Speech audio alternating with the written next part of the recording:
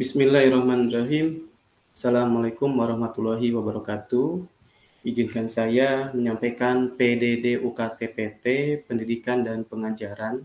Saya Ibrahim Al-Hakim, NIDEN 006058906, Hombes Jurusan Bimbingan dan Konseling FKIP Untirta.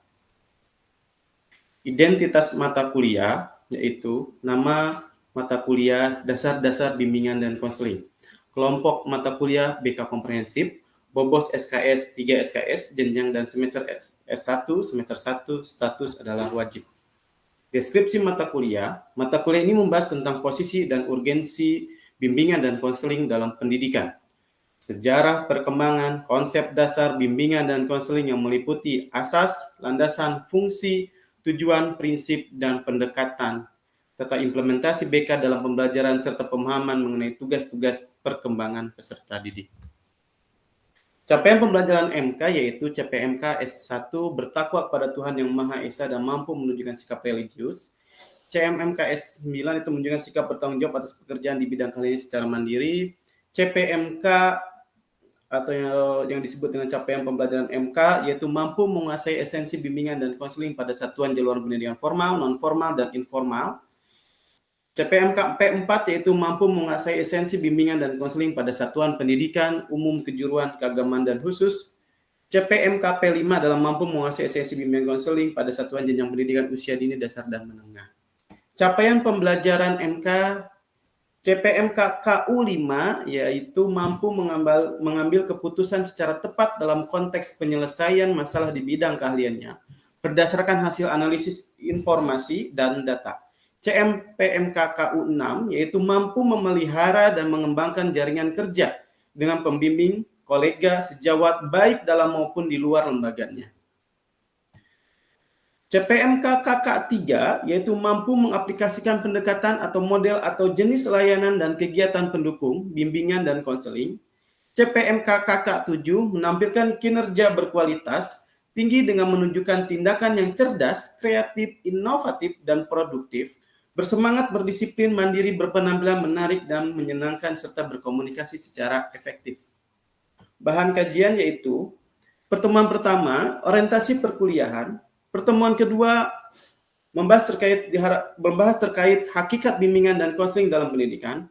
Pertemuan ketiga, membahas terkait perlunya bimbingan dan konseling di sekolah. Pertemuan keempat, merancang rasional dan dasar hukum. Pertemuan 5 mampu menjelaskan sejarah munculnya bimbingan dan konseling pertama kali. Pertemuan 6 mahasiswa mampu memahami definisi, tujuan, fungsi, dan prinsip bimbingan dan konseling. Pertemuan 7 mahasiswa mampu menjelaskan tujuan umum bimbingan dan konseling di sekolah, asas BK dan ruang lingkup. Pertemuan ke-8 ujian tengah semester. Pertemuan 9 mahasiswa memahami ragam pendekatan dan teknik bimbingan dan konseling.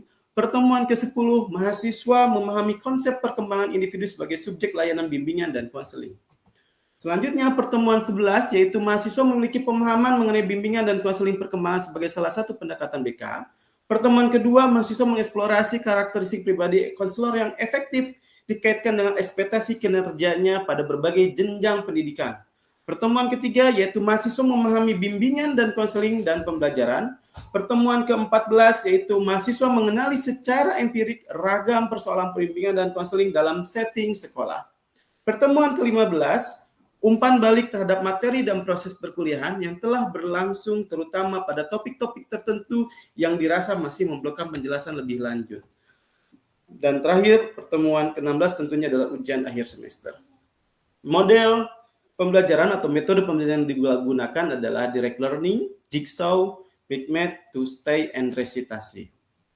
Rujukan yang dilihat adalah Gibson Michelle MH tahun 1986, Nurisan Juntika, bimbingan konseling dari berbagai latar kehidupan Bandung, Supriyatna Mamat, bimbingan dan konseling berbasis kompetensi orientasi dan pengembangan profesi konselor Jakarta, Raja Wali Press, Bapak Yusuf Samsu LN 2005, landasan bimbingan dan konseling Bandung PT Remaja Rusda Karya, Mrik Robert D 1993, Development Guidance and Counseling, a Practical Approach, USA Educational Media Corporation, Blocher Donald, Development Counseling, New York, John Wiley and Son tahun 1972, dan yang hal yang terakhir sama yaitu Pak Yusuf Samsu LN 2006, bimbingan dan konseling di Sekolah Bandung, penerbit Quraisy. Terima kasih. kesempatannya. Kurang lebihnya mohon maaf. Assalamualaikum warahmatullahi wabarakatuh.